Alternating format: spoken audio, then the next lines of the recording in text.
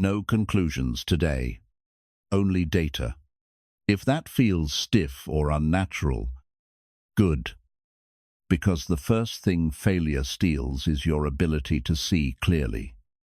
Picture a kitchen table at 1 in the morning, laptop open, inbox full of polite rejections, bank app showing a number you do not want to say out loud. A voice in your head goes, "This is over." Another voice tries to comfort you, and it sounds fake. What you need is neither panic nor comfort. You need a system that still works when your mood does not. Failure is not a period. It is a furnace.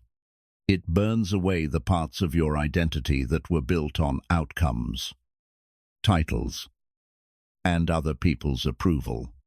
That sounds brutal, but it is also useful, because it leaves you with the only material worth rebuilding with. Here is the promise. You will get 5 Stoic exercises that kept leaders steady under pressure and helped people survive extreme uncertainty without collapsing inside. By the end, you will have a repeatable blueprint to rebuild identity, regain agency, and turn catastrophe into fuel. Tiny rule for the next 60 seconds. No conclusions today, only data. That rule sounds almost too cold when your chest is tight. But it is the first step to getting your footing back. Failure hurts twice. First from what happened. Then, from the story you glue on top of it. Stoicism is not about shutting feelings down. It is about precision. Separating the raw facts from the commentary, so you can choose a clean next action instead of spiraling. Think of it like cognitive infrastructure, a filter for control, so your energy stops leaking into the past or other people. A filter for language, so you describe reality without turning it into a tragedy. An engine that holds long-term belief while facing the ugliest facts in front of you. A small dose of discomfort that trains your nervous system to stay steady. A rehearsal loop that removes surprise and replaces it with readiness. If you build these modules, you stop rebuilding your life based on mood and start rebuilding it based on levers you can actually pull. The first lever is control. Exercise number 1, the control ledger. The first lever is control, and the fastest way to grab it is the control ledger ratio. When everything feels slippery, putting agency on paper is not a productivity trick. It is nervous system, first aid. A founder sits on the edge of a couch with a legal pad, staring at a shutdown notice and a calendar full of calls they do not want to make. They say out loud, "I lost the company. I'm done." The response is calm, almost annoying in how plain it is. "No, you lost an outcome. Show me what is still yours." Effort, decisions, next calls. That small shift matters because your brain stops scanning for doom when it can see a lever it can pull. Here is how you do it. Draw 2 columns. Label one mine and the other not mine. In mine, write only what is under your absolute command. Your effort, your standards, your choices, your attention, your next attempt, your response. In not mine, write what you cannot command. The past, other people's opinions, timing, market swings. The final outcome, the fact that a door already closed. The awkward part is your mind will try to smuggle items across the border. It will write getting hired in mine and then feel betrayed when it cannot force it. Catch that. Replace it with sending 3 targeted applications or asking for 2 referrals. Then You make one rule that turns the paper into motion. Act only from mine. If an action cannot be described as something you control, it is not an action. It is a wish dressed up as a plan. Track it like an athlete. At the end of the day, estimate minutes spent on mine versus not mine. You are aiming for a 3-to-1 ratio. When the ratio improves, spiraling drops. Once control is stabilized, the next problem is language, because the words you use are either a ladder or a trap. Exercise. Number 2. Neutral narration. No conclusions, only data. That is the link seed for this entire move. Because after a hit, your brain starts writing a dramatic screenplay and calling it reality. Picture someone staring at a calendar invite titled "Exit Meeting." They close the laptop and say, "My career is a disaster. I'm a failure." That sentence feels honest because it matches the emotion, but it also smuggles in an identity verdict. The rewrite is blunt and almost boring, which is the point. My role ended. I have 3 months runway. I need interviews. Same situation.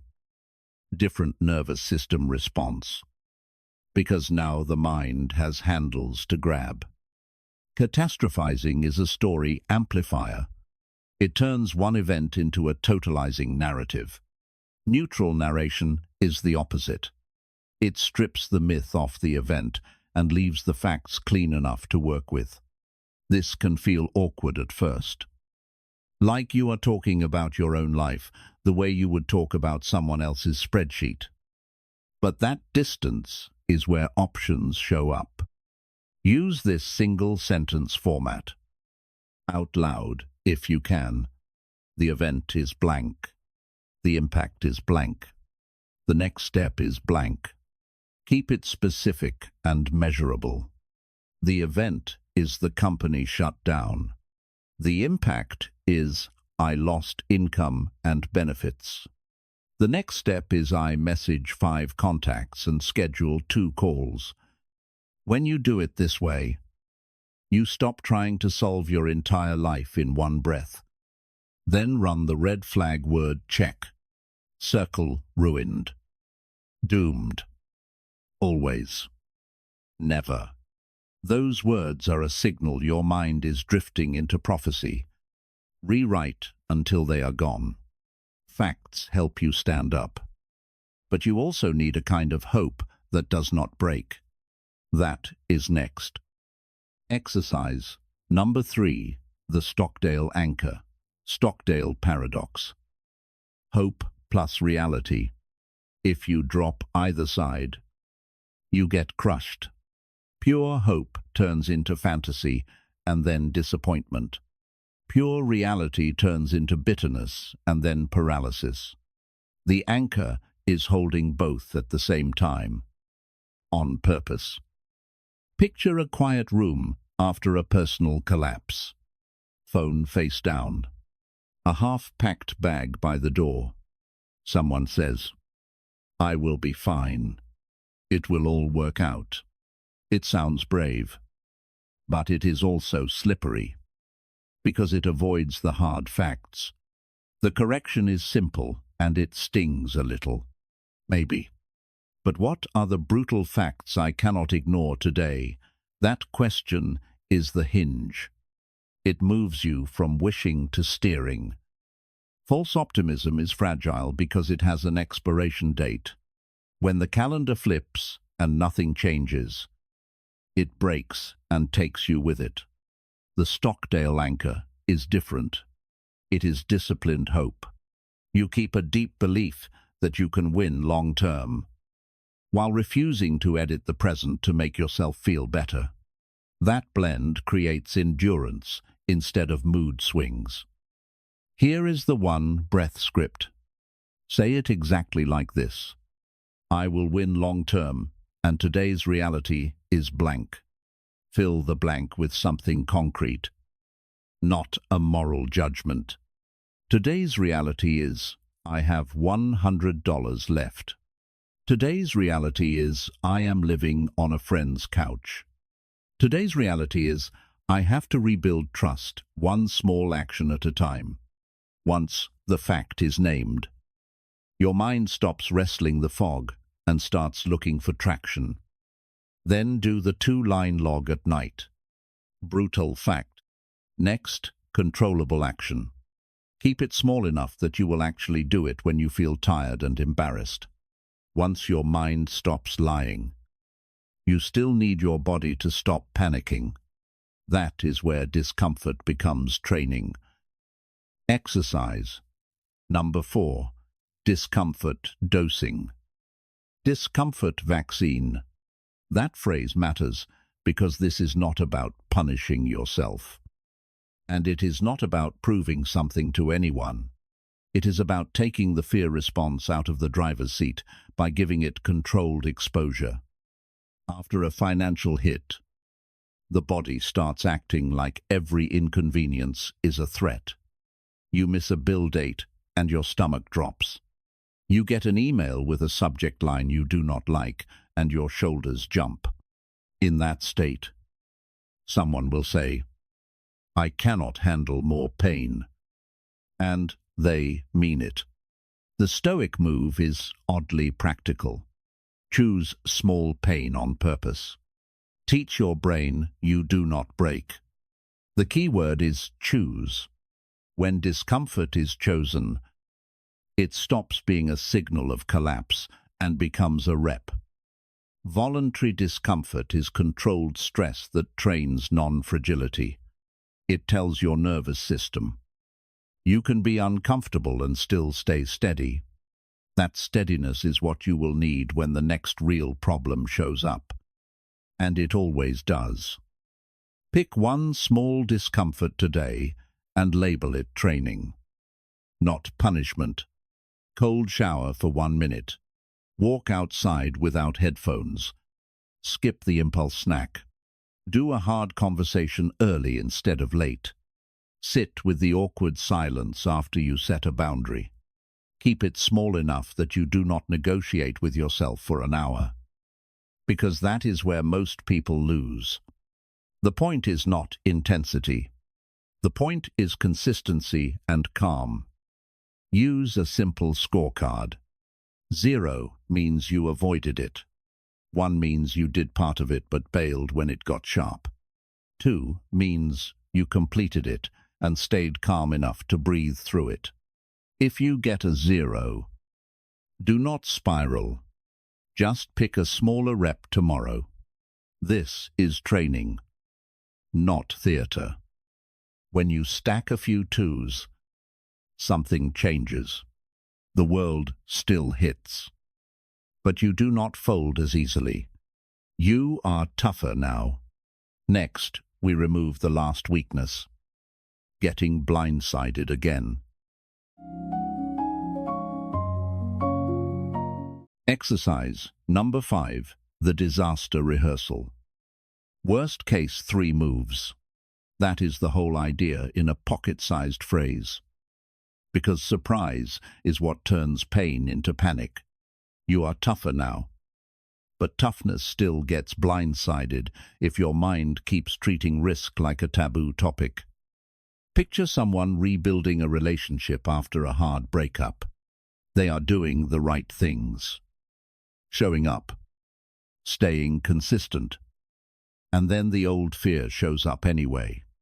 What if I get abandoned again? The Stoic response is almost blunt. Good. Let's rehearse it so you stop fearing the fog. That can feel weird. Almost like you are jinxing yourself. But the jinx is already there in your head. Rehearsal just takes away its power. The ambush is what breaks people. An unexpected layoff. An unexpected cold message. An unexpected bill. The event hurts. And then the shock multiplies it. Premeditatio Malorum is a way to remove the shock. not by becoming gloomy, but by becoming prepared. Here is the weekly drill. 2 minutes. Once a week. Same day. Same time. Write the worst case in one clean sentence. Then write prevention in one clean sentence. Something you can do without magical thinking. Then write what you will do if it happens. Your next 3 moves. Make them physical and specific. Call this person. Sleep at this place. Move money from this account. Cancel this subscription. Send this exact email. When your brain sees a path, it stops acting like the worst case is a cliff. Add one more line. Support. Decide in advance who you will reach out to and what you will ask for. A ride. A couch. A quiet call. A quick review of a plan. This is not weakness. It is logistics. Check yourself with 2 yes or no questions. Did I write 3 moves? Did I pre-choose support? If both are yes, you are not doomed. You are ready. Now we address the objection that stops most people from using this. Isn't this just negativity? This sounds cold or negative or like you are ignoring emotions. That reaction is normal, especially when you are already raw. But Stoicism is not denial. It is refusing to let emotion drive the steering wheel. Neutral narration is not suppression. It is accuracy. And accuracy is what gives you options. The Stockdale anchor is not pessimism. It is anti-delusion. The discipline to face the hardest facts without surrendering the long game. Voluntary discomfort is not harm. It is small and chosen, which is exactly why it works. And the disaster rehearsal is not doom. It is readiness. The difference between getting ambushed and having a plan. You do not heal by hoping harder. You heal by building a system that still works on the days your feelings are loud and your confidence is quiet. That system only feels real when you watch it work on an ugly Tuesday. Picture a friend after layoffs, sitting in a parked car, hands shaking over a notepad, writing mine and not mine. The sentence that flips the day is simple: no conclusions, only data. They make 3 calls anyway. Even while feeling embarrassed. That night they sleep through the alarm for the first time in weeks. Keep it like that. 1 scene, 1 line, 1 measurable change. Worst case, 3 moves is the weekly capstone. But for 7 days, keep it simple and fast. This is the Resilience Blueprint Week. 10 minutes a day. And it is supposed to feel almost too basic. Because that is how you get compliance when life is messy.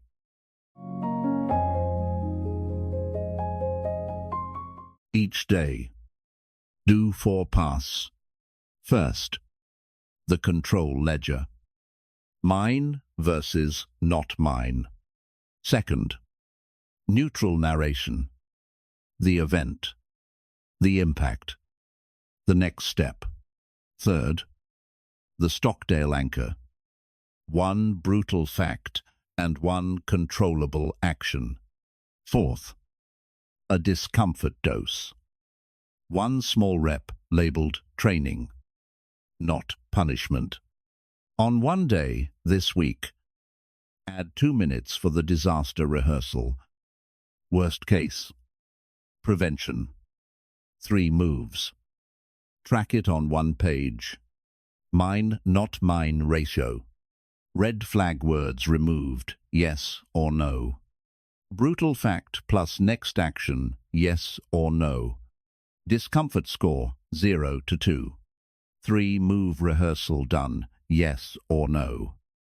Worst case, 3 moves. If you are rebuilding after failure, do not promise yourself motivation. Promise yourself the blueprint, because it works even when you do not feel like you. Comment blueprint and the one tool you are starting with today. If you want the next video, I will cover how to rebuild identity after collapse without swinging between arrogance and shame. Subscribe if you want more systems like this. Clean, repeatable, and built for real life.